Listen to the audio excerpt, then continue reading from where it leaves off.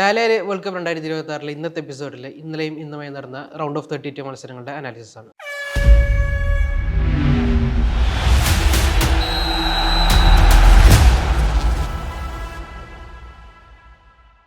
ബഹരി വമ്പന്മാരടക്കം വീണൊരു മത്സരങ്ങളായിരുന്നു കഴിഞ്ഞ ദിവസം നടന്നിരുന്നത്. ബ്രസീൽ ജപ്പാൻ ഉണ്ടായിരുന്നതിൽ ലാസ്റ്റ് മിനിറ്റിൽ ബ്രസീൽ ഗോളടിച്ചു, 90+5 ഗോളടിച്ച് ബ്രസീൽ രക്ഷപ്പെട്ടു.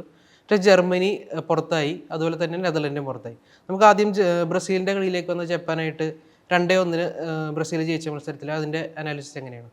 പല ഫുട്ബോൾ എക്സ്പേർട്ടുകളും അനലിസ്റ്റുകളും പ്രത്യേകിച്ച് ജർമ്മൻ മാത്തമാറ്റീഷ്യൻ അദ്ദേഹം അടക്കം പ്രെഡിക്റ്റ് ചെയ്ത് എന്തായിരുന്നു എന്ന് വെച്ചാൽ ജപ്പാൻ ബ്രസീലിനെ അട്ടിമറിക്കുന്നുള്ളതായിരുന്നു.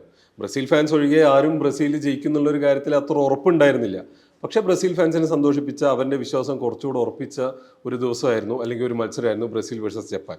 എനിക്ക് തോന്നുന്നു ബ്രസീലിനെ പറ്റി സംസാരിക്കുന്നതിന് മുന്നേ കുറച്ച് ജപ്പാനെ പറ്റി പറയാൻ തോന്നുന്നു. കാരണം ജപ്പാൻ ഈ ടൂർണമെൻറ്റിലേക്ക് വരുമ്പോൾ, അതായത് വേൾഡ് കപ്പ് ടൂർണമെൻറ്റിലേക്ക് വരുന്നതിന് മുന്നേ പലരും ഇത്തരത്തിലൊരു പെർഫോമൻസ് അല്ലെങ്കിൽ ഒരുപാട് ദൂരം മുന്നോട്ട് പോകുന്നൊന്നും എക്സ്പെക്ട് ചെയ്തിരിക്കാൻ സാധ്യതയില്ല. അതിനുള്ള പ്രധാന കാരണം നമ്മൾ പലപ്പോഴായിട്ട് പറഞ്ഞ പോലെ അവരുടെ മേജർ പ്ലേയേഴ്സിന് ഉണ്ടായിട്ടുള്ള ഇഞ്ചുറിയാണ്.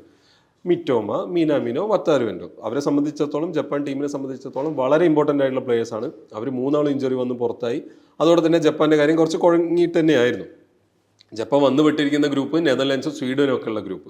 സ്വീഡനിലാണെങ്കിൽ ടോപ്പ് ഫോമിലുള്ള ഈസാക്കും ഗ്യോക്കറസൊക്കെ കളിക്കുന്നത്. നെതർലൻഡ്സിൻ്റെ കാര്യം പറയേണ്ട, എല്ലാ പൊസിഷനിലും നല്ല പ്ലേയേഴ്സ് ഉള്ള ഒരു ഗ്രൂപ്പ്, വേൾഡ് ക്ലാസ് പ്ലേയേഴ്സ് ഉള്ള ഗ്രൂപ്പ്. അപ്പം അങ്ങനെ വരുമ്പോൾ ആദ്യ മത്സരം തന്നെ നെതർലൻഡ്സിനെതിരെ ജപ്പാൻ ഇറങ്ങുമ്പോൾ അത് ജപ്പാനെ സംബന്ധിച്ചിടത്തോളം ഈ വേൾഡ് കപ്പിൻ്റെ ഒരു ഡയറക്ഷൻ ഡിഫൈൻ ചെയ്യുന്ന ഒരു മാച്ചായിരുന്നു.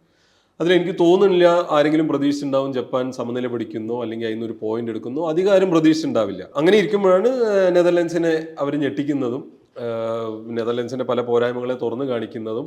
അത്തരത്തിലുള്ളൊരു മത്സരമായിരുന്നു ജപ്പാന്റെ ഭാഗത്തു നിന്നുണ്ടായിരുന്ന. ആ ഒരു ഫയറോടെ, ആ ഒരു ഇന്റന്റോടെ, ആ ഒരു അഗ്രസീവ്നെസ്, അവരുടെ എൻഡ് ടു എൻഡ് ഓട്ടവും ആ എനർജിയൊക്കെ ഫുൾ ടൈം നമ്മൾ കണ്ടൊരു മത്സരമായിരുന്നു ആ ഒരു മത്സരം. സമനിലയായിരുന്നു 2-2. അങ്ങനെ ഗ്രൂപ്പ് സ്റ്റേജിൽ തോൽക്കാതെ, എനിക്ക് തോന്നുന്നു സ്വീഡന്റെ കൂടെ സമനിലയും ടുണീഷ്യയുടെ കൂടെ ജയിച്ചിട്ടും ജപ്പാൻ നോക്കൗട്ട് റൗണ്ടിലേക്ക് വന്നു, ബ്രസീലിനെതിരെ ഫേസ് ചെയ്തു. അപ്പോൾ നേരത്തെ പറഞ്ഞ പോലെ പല പ്രൊഡിക്ഷൻസും എക്സ്പേർട്ട് ഒപ്പീനിയൻസും ജപ്പാനൊപ്പമാണ് നിന്ന്. കാരണം ബ്രസീൽ ടീം പറഞ്ഞ പോലെ ഒരു സെറ്റായി വരുന്നേ ഉള്ളൂ. അവൻ്റെ പല പോരായ്മകളും അല്ലെങ്കിൽ വീക്ക്നെസ്സസും ഒക്കെ തുറന്നു കാട്ടപ്പെടും, ജപ്പാൻ അതിനെ മുതലെടുക്കുന്നൊക്കെയായിരുന്നു എക്സ്പെക്ടേഷൻ.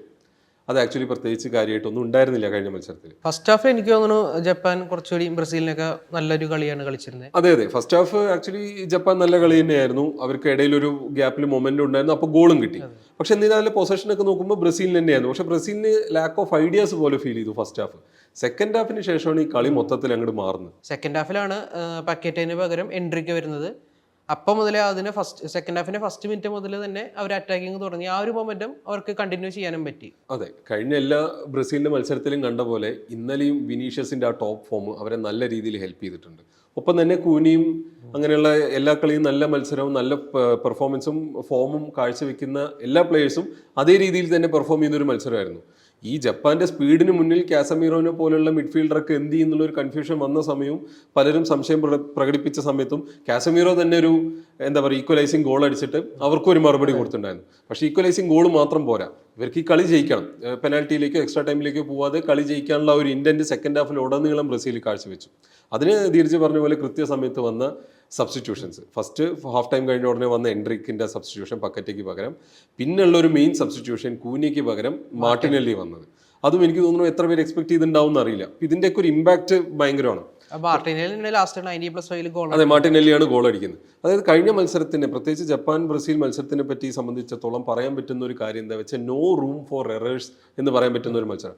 ഏതെങ്കിലും രണ്ട് ടീം ആവട്ടെ, എന്തെങ്കിലും ചെറിയൊരു മിസ്റ്റേക്ക് മതി, അത് ഓപ്പോസിറ്റ് ടീം മുതലെടുത്ത് ഗോളാക്കും.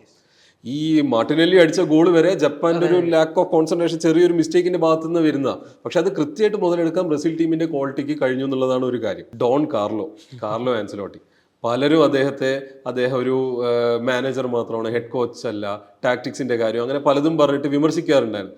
അദ്ദേഹം പലർക്കും ടാക്ടിക്കലി കൂടെ മറുപടി കൊടുത്ത, ഒരു മാനേജറിനപ്പുറം തൻ്റെ അടുത്ത് ടാക്ടിക്സ് ഉണ്ടെന്ന് ഒരിക്കൽ കൂടി തെളിയിച്ച ഒരു മത്സരമാണ് കഴിഞ്ഞ ദിവസം. അദ്ദേഹം സെക്കൻഡ് ഹാഫ് പ്ലേയേഴ്സിനെ കൊണ്ട് പുറത്തെടുപ്പിച്ച ആ ഒരു ഇൻറ്റൻസിറ്റി, ആ ഒരു അഗ്രസീവ്നെസ്, ശരിക്കും പറഞ്ഞാൽ ജപ്പാൻ തളർന്നതല്ല, ബ്രസീൽ ജപ്പാനെ തളർത്തുക ചെയ്തത്. കാരണം എന്താ വെച്ചാൽ നമ്മൾ എപ്പോഴും ജപ്പാനെ പറ്റി പറയുന്നതാണ് 90 മിനിറ്റ് ആവട്ടെ, എക്സ്ട്രാ ടൈം ആവട്ടെ, ഇഞ്ചുറി ടൈം ആവട്ടെ, ഇവർ ഓടിക്കൊണ്ടേയിരിക്കും, ഭയങ്കര അഗ്രസീവാണ്. അവർ ക്ഷീണിക്കുന്നത് നമ്മൾ കാണുകയുണ്ടായിരുന്നില്ല. എനിക്ക് തോന്നുന്നു നമ്മൾ ആദ്യമായിട്ട് ഈ ടൂർണമെന്റിൽ, വേൾഡ് കപ്പ് ടൂർണമെന്റിൽ ജപ്പാനെ തളർന്ന് കണ്ടു.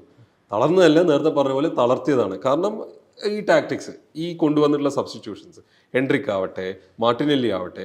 കാരണം ഈ എൻട്രിക് ഒക്കെ വന്നതിന് ശേഷം സെൻട്രൽ ഡിഫൻഡേഴ്സ് ഒക്കെ എൻട്രിക്കിനെ ഫോക്കസ് ചെയ്യാൻ പോയതോടെ അപ്പം തന്നെ കുറെ സ്പേസ് ഓപ്പൺ അപ്പ് ആയി. അതെ, മാർട്ടിനെല്ലി വന്നതോടെ മാർട്ടിനെല്ലിനെ വിനീഷ്യസ് ജൂനിയറിനെ ഫോക്കസ് ചെയ്തുകൊണ്ടിരുന്ന ഡിഫൻഡേഴ്സ് മാർട്ടിനെല്ലിനെ ഫോക്കസ് ചെയ്യാൻ തുടങ്ങി. അപ്പോൾ വിനീഷ്യസിന് കുറച്ചുകൂടെ തന്റെ അറ്റാക്കിംഗ് എബിലിറ്റി പുറത്തേക്ക് എടുക്കാനും ഡേഞ്ചറസ് പൊസിഷൻസിലേക്ക് എത്താനും ക്രോസ് ചെയ്യാനും വിനീഷ്യസിന്റെ ഒരു ഗംഭീര ട്രൈ ഉണ്ടായിരുന്നു. ഗോൾ ഓഫ് ദ സീസൺ ഒക്കെ ആവേണ്ട ടൈപ്പ് ഒരു ഗോൾ ആവേണ്ടതായിരുന്നു ആ ഒരു മൂവ്മെന്റ് ഒക്കെ. പക്ഷേ ജപ്പാന്റെ ഗോളിയുടെ ഒരു മികച്ചൊരു സേവ് കൊണ്ട് അത് രക്ഷപ്പെട്ടു പോവുകയുണ്ടായിരുന്നു. അത്തരത്തിൽ ജപ്പാനെ ശരിക്കും വെള്ളം കുടിപ്പിച്ച, ശ്വാസം മുട്ടിച്ച ഒരു സെക്കൻഡ് ഹാഫാണ് നടന്നത്. അത്ര ഇന്റൻസിറ്റി, ബാക്ക് ടു ബാക്ക് ക്രോസുകൾ വന്നുകൊണ്ടേ ഇരിക്കുന്നു ബോക്സിലേക്ക്. ഡിഫൻഡേഴ്സ് ആവട്ടെ, മിഡ്ഫീൽഡേഴ്സ് ആവട്ടെ, അറ്റാക്കേഴ്സ് ആവട്ടെ, എല്ലാവരും ഇങ്ങനെ ക്രോസ് ഇട്ടുകൊണ്ടേ ഇരിക്കുക. ജപ്പാനാണെങ്കിൽ മൊത്തത്തിൽ ആ ടീം നോക്കി നമുക്കറിയാം വലിയ ഹൈറ്റോ പൊക്കോ എന്നുള്ള ആൾക്കാരല്ല. ഇതിനെ ഡിഫെൻഡ് ചെയ്യുക എന്നുള്ളത് അവരെ സംബന്ധിച്ചിടത്തോളം ചാടി അല്ലെങ്കിൽ അതിനെ ഡിഫെൻഡ് ചെയ്ത് അവർ തളരുക ചെയ്ത്. അതൊരു ഗംഭീര ടാക്ടിക്സ് ആയിരുന്നു. അത് ടോട്ടലി വർക്കൗട്ട് ആയ ഒരു ദിവസമായിരുന്നു. ബ്രസീലിനെ സംബന്ധിച്ചിടത്തോളം നമ്മൾ എപ്പോഴും പറയുന്ന പോലെ ടൂർണമെന്റ് മുന്നോട്ട് പോകും തോറും ഇമ്പ്രൂവ് ആയിക്കൊണ്ടിരിക്കുന്ന ടീം ഇന്നലെയും ഫർദർ ഒരു ഓപ്പോസിറ്റ് ഒരു ഡിഫെൻസീവായിട്ട്, അതായത് ജപ്പാൻ ഡിഫെൻസീവിലേക്ക് മാറി. ഡിഫെൻസീവായിട്ട് കളിക്കുമ്പോൾ ആ ടീമിനെ എങ്ങനെ നേരിടുക എന്നുള്ളത് ടാക്ടിക്കലി മറികടന്ന് കാണിച്ചൊരു ദിവസം കൂടിയായിരുന്നു കഴിഞ്ഞു പോയത്. ബ്രസീലിനെ സംബന്ധിച്ചിടത്തോളം ഫാൻസ് പറഞ്ഞുകൊണ്ടിരുന്ന, ഇനി മേ ബി ഫാൻസിനപ്പുറം എല്ലാവർക്കും പറയാവുന്ന തങ്ങളൊരു വേൾഡ് കപ്പ് കണ്ടന്റേഴ്സ് ആണെന്ന് പറയാവുന്ന, അത് ഉറപ്പിക്കാവുന്ന ഒരു ദിവസം കൂടെയാണ് കഴിഞ്ഞു പോയത്. ഈ പറഞ്ഞ പോലെ ബ്രസീലിനെ പോലെ തന്നെ ഒരു വലിയ ടീമായിരുന്നു ഇന്നലെ കളിച്ചത് ജർമ്മനി പക്ഷേ തോറ്റുപോയി. പെനാൽറ്റിയിലാണ് തോറ്റത് പരാഗ്വയെ സംബന്ധിച്ചിടത്തോളം അവർ പോലും എനിക്ക് തോന്നുന്നു എക്സ്പെക്ട് ചെയ്യാത്തൊരു ജയമായിരിക്കും എന്നുള്ളത്. അപ്പോൾ അതിൻ്റെ അനാലിസിസ് എങ്ങനെയാണ്? ജർമ്മനിയെ സംബന്ധിച്ചിടത്തോളം നമ്മൾ ഇതിനു മുന്നേ ഒരു വീഡിയോയിൽ പറഞ്ഞിട്ടുണ്ടായിരുന്നു, അവരുടെ ഗ്രാഫ് ഈ ടൂർണമെന്റിൽ താഴേക്ക് പോവുകയാണ്. ആ വീഡിയോയിൽ തന്നെ നമ്മൾ പറഞ്ഞൊരു കാര്യമായിരുന്നു, ഈ 7-1 എന്ന വിജയത്തിൽ അവർ തുടങ്ങിയത് അവർക്കൊരു ബാധ്യതയാണെന്ന്. കാരണം അങ്ങനെയൊക്കെ തുടങ്ങുമ്പോൾ, അതിപ്പോൾ ഒരു ചെറിയ ടീം, കുറസാവിനെ പോലെ ഒരു കുഞ്ഞൻ ടീം ആയിരുന്നെങ്കിലും അങ്ങനെ ഒരു മാച്ച് തുടങ്ങുമ്പോൾ അത് ഇവർക്ക് തരുന്ന ഒരു എക്സ്പെക്ടേഷനും ഒരു പ്രഷറും ഒക്കെ ഉണ്ട്. അതായത് അതിനെ ഔട്ട് പെർഫോം ചെയ്യുന്ന, അല്ലെങ്കിൽ അതിനോട് ഈക്വലൈസ് ചെയ്യുന്ന പെർഫോമൻസുകളായിരിക്കണം മറ്റുള്ള മത്സരങ്ങളിൽ വരേണ്ടത്. പക്ഷെ ആ മത്സരത്തിൽ തന്നെ നമ്മൾ പറഞ്ഞിട്ടുണ്ടായിരുന്നു, അല്ലെങ്കിൽ പലരും കണ്ടൊരു കാര്യമാണ്, കുറസാവോ ചെറിയ ടീമായിരുന്നെങ്കിലും അവർക്ക് കൗണ്ടർ അറ്റാക്ക് ചെയ്യാൻ പറ്റുന്നുണ്ടായിരുന്നു. അതെ, അവർ ഗോൾ അടിച്ചിട്ടുണ്ടായിരുന്നു. മാത്രമല്ല അവരെ പോലെ ഒരു ചെറിയ ടീമിന് എടുക്കാൻ പറ്റാത്ത പല അഡ്വാൻറ്റേജസും ഇനി മാച്ചുകൾ മുന്നോട്ട് പോകുമ്പോൾ മറ്റ് ടീമുകൾ ജർമ്മനിയുടെ ഭാഗത്തുനിന്ന്, ക്വാളിറ്റി ടീംസ് പ്രത്യേകിച്ച് വരുമ്പോൾ ജർമ്മനിയുടെ ഭാഗത്തുനിന്ന് മിസ്റ്റേക്സ് ഉണ്ടാവും, അതിനെ മുതലെടുക്കും. ജർമ്മനി പുറത്തു പോകാനുള്ള സാധ്യത നമ്മൾ പറയുന്നുണ്ടായിരുന്നു. റൗണ്ട് ഓഫ് 32 ഇക്വഡോറായിട്ട് 2-1 തോറ്റിട്ടാണ് വരുന്നത്. അതെ, ഇക്വഡോറായിട്ട് തോറ്റിട്ടാണ് വരുന്നത്. അതിന് മുന്നേ ഒരു മത്സരം ഡ്രോ ആവുകയും ചെയ്തു ഐവറി കോസ്റ്റ് ആയിട്ട്. ജയം, സമനില, തോൽവി എന്ന ആ ഒരു സ്ട്രീക്കിലാണ് ഇവർ. അതെ. അങ്ങനെ ഇരിക്കുമ്പോൾ തന്നെ പരാഗ്വേ ഇന്നലെ പറഞ്ഞ പോലെ നമ്മൾ പ്രതീക്ഷിച്ച പോലെ തന്നെ പല ജർമ്മനിയുടെ ഡിസഡ്വാൻറ്റേജസ് അല്ലെങ്കിൽ വീക്ക്നെസ്സസിനെ മുതലെടുത്തൊരു ദിവസമായിരുന്നു. പരാഗ്വേ ഗോൾ നേടിയതിനു ശേഷവും അല്ലാത്തപ്പോഴും ഡിഫെൻസീവായിട്ട് തന്നെയാണ് കളിച്ചത്. അവർ ഓബ്വിയസ്ലി അങ്ങനെ കളിക്കുള്ളൂ. കാരണം ജർമ്മൻ ടീം പോലൊരു ടീമും അത്രയും കോമ്പിറ്റൻസി ഉള്ള, അത്രയും കാലിബർ ഉള്ള, അത്രയും കഴിവുള്ള വേൾഡ് ക്ലാസ് പ്ലേയേഴ്സുള്ള ഒരു ടീം ഓപ്പോസിറ്റ് വരുമ്പോൾ ഒരു കുഞ്ഞൻ ടീം, കമ്പാരിറ്റീവ്ലി ഒരു കുഞ്ഞൻ ടീം, അവർ ഓബ്വിയസ്ലി ഡിഫെൻസീവായിട്ടേ കളിക്കുള്ളൂ. അതിനെ മറികടക്കാനുള്ള ഒരു ടാക്ടിക്സ് ഉണ്ടാവുക എന്നുള്ളത് ആ വലിയ ടീമുകളുടെ അല്ലെങ്കിൽ ആ ടീമിന്റെ മാനേജറിന്റെ ഒക്കെ ഒരു കഴിവാണ്. അങ്ങനെയുള്ള സാധനം പ്രത്യേകിച്ച് ഇന്നലെ ഉണ്ടായിരുന്നില്ല. ജർമ്മനിക്ക് ഈക്വലൈസർ കിട്ടി, അതുണ്ടായിരുന്നതാണ്, പെനാൽറ്റിയിലേക്ക് പോയി, അതെല്ലാം സംഭവിച്ചാണ്. ഇന്നലെ നടന്ന മറ്റൊരു പ്രധാന കാര്യം എന്താ വെച്ചാൽ, ജർമ്മനിക്ക് കിട്ടിയ രണ്ടാമത്തെ ഗോൾ ഡിസലോ ചെയ്യുക ചെയ്തു. ഡിസലോ ചെയ്യാനുള്ള കാരണം പറഞ്ഞത്, ആ ബോൾ കോർണറിന് മുന്നേ ആ വന്ന ക്രോസ്, അതിന് മുന്നേ ഗോളിക്ക് മേലെ ഫൗൾ ഉണ്ടായിരുന്നു എന്നുള്ളതായിരുന്നു പറഞ്ഞിട്ടുണ്ടായിരുന്നു. അങ്ങനെ ആ ഗോള് VAR ഇന്റർവ്യൂൻ ചെയ്ത് തിരിച്ചെടുക്കുക ചെയ്ത്, ഡിസലോ ചെയ്യുക ചെയ്തു. ഇതിൽ പറയാനുള്ള രണ്ട് കാര്യം. ഒന്നാമത്, അത് ഒരു സോഫ്റ്റ് ഫൗളായിരുന്നു. ഒരു സോഫ്റ്റ് ആയിട്ടുള്ള ഫൗൾ അല്ല എന്ന് ഒരിക്കലും പറയാമില്ല, ഒരു ഫൗൾ ഉണ്ടായിരുന്നു. പക്ഷെ അത് ഭയങ്കര സോഫ്റ്റാണ്. ഇപ്പോൾ പ്രത്യേകിച്ച് പ്രീമിയർ ലീഗിലൊന്നും ഇത്തരത്തിലുള്ള ഫൗളുകളൊന്നും കൊടുക്കലില്ല. ഈ ഗോളി എന്ന് പറയുമ്പോൾ പ്രത്യേകിച്ച് ഫുട്ബോളിൽ ഒരു പ്രൊട്ടക്റ്റഡ് സ്പീഷീസാണ്, അവർ ഭയങ്കര ഹൈലി പ്രൊട്ടക്റ്റഡാണ്. പക്ഷെ കഴിഞ്ഞ കുറച്ച് സീസൺസ് ആയിട്ട് പ്രത്യേകിച്ച് പ്രീമിയർ ലീഗ് പറയാൻ കാരണം ആഴ്സണലിൻ്റെ ഒരു പ്ലേ സ്റ്റൈലാണ്. അവർ ഈ ഗോളിനെ പൊതിഞ്ഞ് കെട്ടി ഗോളിനെ ഫൗൾ ചെയ്ത് അവർ ഫിസിക്കാലിറ്റി, ഡിഫൻസ് അല്ലെങ്കിൽ ഫിസിക്കാലിറ്റി തമ്മിലുള്ള ഒരു മത്സരത്തിലാണ് പല ഗോളുകളും വന്നിട്ടുണ്ടായിരുന്നത്. അത്തരത്തിലുള്ള ഒരു സാധനം തന്നെയായിരുന്നു ഇന്നലെ. അത്രയ്ക്കൊരു ഇല്ലെങ്കിലും, ആ ഒരു ടൈപ്പ് ഓഫ് ഫിസിക്കാലിറ്റി ഇല്ലെങ്കിലും ചെറിയൊരു സോഫ്റ്റ് ആയിട്ടുള്ള ഒരു ഫൗളായിരുന്നു. ഗോളി ആദ്യം തന്നെ വീണിട്ട് എണീറ്റ് വന്ന് ബോൾ സേവ് ചെയ്യാൻ നോക്കി. പക്ഷെ അപ്പോഴേക്കും അത് ഗോളായി. ഇവരത് അപ്പീൽ ചെയ്തു, VAR ഇന്റർവ്യൂൻ ചെയ്തു, അത് ഡിസലോ ചെയ്തു. പക്ഷെ എന്നിരുന്നാലും എനിക്ക് തോന്നുന്നു യോർഗൻ ക്ലോപ്പ് മത്സരശേഷം പറഞ്ഞൊരു കാര്യമുണ്ട്. അതായത് ഈ ഗോളൊക്കെ ഡിസലോ ചെയ്യണമെന്നുണ്ടെങ്കിൽ ആഴ്സണലിൽ പ്രീമിയർ ലീഗ് അടിച്ചത് ഈ തരത്തിലുള്ള ഗോളുകൾ അടിച്ച് പോയിന്റ്സ് നേടിയിട്ടാണെന്ന് ക്ലോപ്പ് പറഞ്ഞിട്ടുണ്ടായിരുന്നു. എനിക്ക് തോന്നുന്നു മിക്കവാറും ഈ ജർമ്മനീനെ ഇനി രക്ഷിക്കണമെങ്കിൽ യോർഗൻ ക്ലോപ്പ് തന്നെ വരേണ്ടി വരും. കാരണം എന്താണെന്ന് വെച്ചാൽ നഗൽസ്മാന്റെ പല തന്ത്രങ്ങളും ടാക്ടിക്സും സബ്സ്റ്റിറ്റ്യൂട്ട്സും ഒന്നും വർക്ക് ആവുന്നില്ല എന്ന് പല മത്സരങ്ങളായിട്ട് നമ്മൾ കാണുന്നുണ്ട്. നഗൽസ്മാന് ഒരു എക്സ്പീരിയൻസ് കുറവുണ്ട്. അതെ അതുകൊണ്ട് അപ്പൊ നഗൽസ്മാനെ പോലെ യങ് ആയിട്ടുള്ള ഒരു കോച്ച് എന്ത് ചെയ്യും, പക്ഷെ ഒരു യങ് ആയിട്ടുള്ള ടീമും അവരെ ഒന്ന് മെന്റലി ബൂസ്റ്റ് ചെയ്യാനൊക്കെ സഹായിക്കുന്നൊക്കെ എക്സ്പെക്ട് ചെയ്തിട്ടുണ്ടായിരുന്നു. പക്ഷെ അതൊന്നും നടന്നില്ല. പിന്നെ മാത്രമല്ല ഫൗളിന്റെ കാര്യത്തിലേക്ക് വരുമ്പോൾ എനിക്ക് പറയാനുള്ള ഒരു അൺപോപ്പുലർ ഒപ്പീനിയൻ, പലർക്കും ഇത് ദഹിക്കുന്നുണ്ടാവില്ല, അവർക്ക് അവരവരുടെ അഭിപ്രായം ഉണ്ടാവും, ദാറ്റ് ഈസ് ഫൈൻ. പക്ഷെ എന്താന്ന് വെച്ചാൽ നമ്മുടെ മത്സരം ഒരിക്കലും റെഫറിയുടെ ഡിസിഷൻസിനെ റിലേ ചെയ്ത് ആവരുത്. റെഫറിയുടെ ഡിസിഷൻസ് ഇമ്പോർട്ടൻ്റ് ആണ്, ഒരു മത്സരത്തിന്റെ ഗതി നിർണ്ണയിക്കുന്നതിൽ ഇമ്പോർട്ടൻ്റ് ആണ്, റിസൾട്ട് നിർണ്ണയിക്കുന്നതിലും ഇമ്പോർട്ടൻ്റ് ആണ്, അല്ലാന്ന് ഒരിക്കലും പറയില്ല. പക്ഷെ ഒരിക്കലും റെഫറി നമുക്ക് ഫേവറബിൾ ആയിട്ടുള്ള കോൾസ് എടുക്കും, അത് വെച്ച് ജയിക്കുക, അങ്ങനെയൊന്നും നമ്മൾ ഒരിക്കലും എക്സ്പെക്ട് ചെയ്യരുത്. മിസ്റ്റേക്സ് ഉണ്ടാവും. റെഫറി രണ്ട് ടീമിന് അനുകൂലവും പ്രതികൂലമായിട്ടുള്ള കോൾസ് ഉണ്ടാവും, അത് ഉള്ളതാണെങ്കിലും ഇല്ലാത്തതാണെങ്കിലും, ഫൗൾ ഉണ്ടെങ്കിലും ഇല്ലെങ്കിലും. അതിനെ ഒരിക്കലും റിലേ ചെയ്തിട്ടാവരുത് നമ്മുടെ പെർഫോമൻസ്. അത് എല്ലാ ടീമിനും, ഇപ്പോൾ ക്ലബ് മത്സരങ്ങളാണെങ്കിലും നാഷണൽ ടീമുകളുടെ മത്സരങ്ങളാണെങ്കിലും എല്ലാത്തിലും അപ്ലിക്കബിൾ ആയിട്ടുള്ള കാര്യം. അതിനെയും കൂടെ മറികടക്കാൻ, ഈ ഫൗളുകളെയും കൂടെ മറികടക്കാനുള്ള ഫിസിക്കാലിറ്റിയും ടാക്ടിക്കൽ പ്ലാൻ ഇതൊക്കെ ആയിട്ട് വേണം ടീമുകൾ വരാൻ. റെഫറി നമ്മുടെ കൂടെ നിന്നില്ല, റെഫറി നമുക്ക് കോൾസ് തന്നില്ല എന്നൊക്കെ നമുക്ക് ചുമ്മാ പറയാമെന്ന് മാത്രം. അൾട്ടിമേറ്റ്ലി ആ ഗെയിമിനെ ഡിസൈഡ് ചെയ്യുന്ന ഗോൾസും ആ ഗോൾ കണ്ടെത്താൻ വേണ്ടി നിങ്ങൾ നടത്തുന്ന ടാക്ടിക്സും പ്ലാനുകളുമാണ്. അത് വർക്കൗട്ട് ആയില്ല എന്നുണ്ടെങ്കിൽ അത് ആ ടീമിൻ്റെ ആ മാനേജറിൻ്റെ ഒരു കുഴപ്പമാണ്. പക്ഷെ വീണ്ടും പറയുന്നു, റെഫറിക്ക് നല്ല റോൾ ഉണ്ട് മത്സരം കൺട്രോൾ ചെയ്യുന്നതിലും റിസൾട്ടിൻ്റെ ഔട്ട്കംസിലും എല്ലാത്തിനും റോൾ ഉണ്ടെങ്കിലും ഇത് മാത്രം ആവരുത്. കാരണം നമ്മളിപ്പോൾ ഈ മത്സരശേഷം എല്ലാവരും കാണുന്ന റെഫറി ഞങ്ങൾക്ക് വേണ്ട ഒരു കോൾ എടുത്തില്ല, അങ്ങനെ ഇങ്ങനെയെന്നൊക്കെയാണ് പറയുന്നത്. പക്ഷെ അതിനെ മാത്രം റിലേ ചെയ്ത് ആവരുത്. കാരണം അതിന് മുന്നേ എക്സ്ട്രാ ടൈമിലാണ് ഈ ഒരു ഫൗൾ വരുന്നത്. അതിന് മുന്നേ അത്രയും സമയം ഉണ്ടായിരുന്നു, അത്രയും നേരം ജർമ്മനിക്ക് ഗോൾ അടിക്കാൻ പറ്റിയില്ല എന്നുണ്ടെങ്കിൽ അത് ജർമ്മനിയുടെ ഫോൾട്ടാണ്, അത് റെഫറിനെ പറഞ്ഞിട്ട് കാര്യമില്ല. അതിന് മുന്നേ റെഫറി ചിലപ്പോൾ പല ഫൗളുകളൊന്നും വിളിച്ചിട്ടുണ്ടാവില്ല. പക്ഷെ നിങ്ങൾക്ക് അതിനെ മറികടക്കാനുള്ള ക്വാളിറ്റിയുള്ള ടീമാണ്.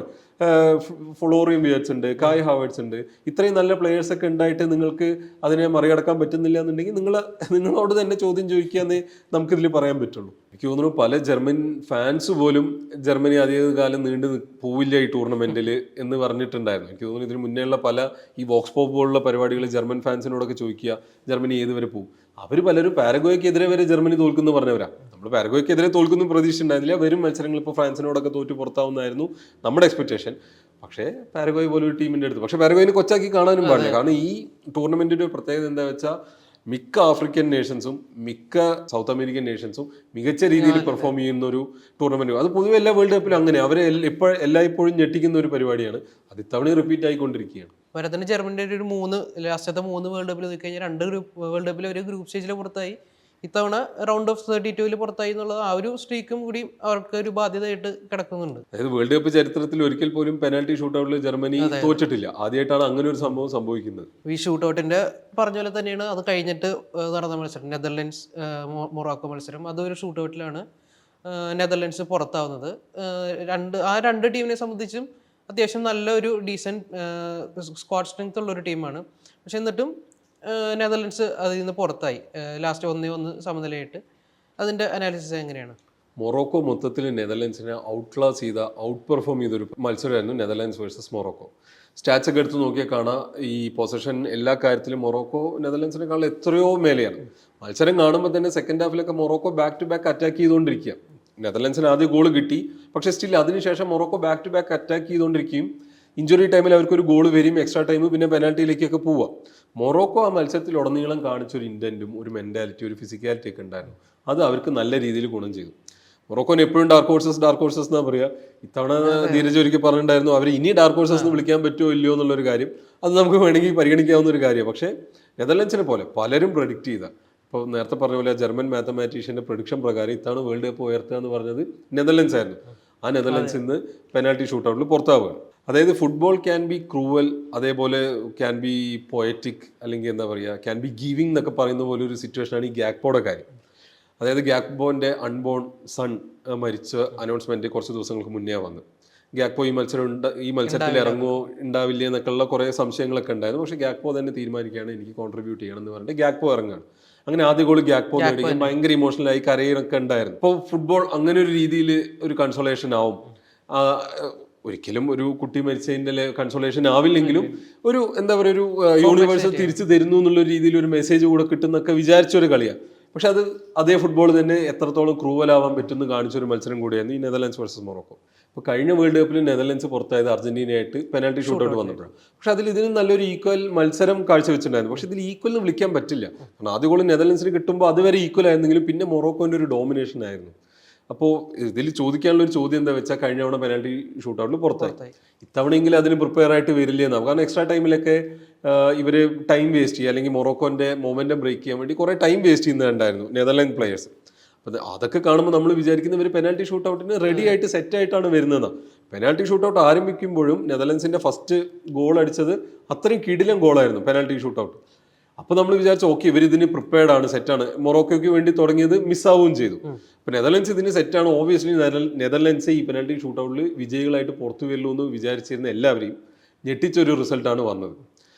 വെർബ്രൂഗനാണെങ്കിലും ഒരെണ്ണം സേവ് ചെയ്ത് കഷ്ടകാലത്തിന് അത് ഉള്ളിലേക്ക് പോയി. പക്ഷെ മൊറോക്കോയും മിസ് ചെയ്തു, നെതർലൻഡ്സും മിസ് ചെയ്തു, ഹക്കീമി മിസ്സാക്കി. അങ്ങനെ കുറെ സോമർവില്ല് നെതർലൻഡ്സിന് വേണ്ടി മിസ് ചെയ്തു. പക്ഷേ അതിൽ പെനാൽറ്റി ഷൂട്ടൗട്ടിൽ മൊറോക്കോന്റെ ഗോൾ കീപ്പറിന്റെ ഒരു അടിപൊളി സേവ് ഉണ്ടായിരുന്നു. പാകം മൊത്തത്തിൽ വീണ്ടും ഒരു ആഫ്രിക്കൻ നേഷൻ ഒരു യൂറോപ്യൻ ജയന്റിനെ തൂക്കിയെടുത്ത് വെളിയിലിട്ടിരിക്കുകയാണ് ഈ വേൾഡ് കപ്പിൽ.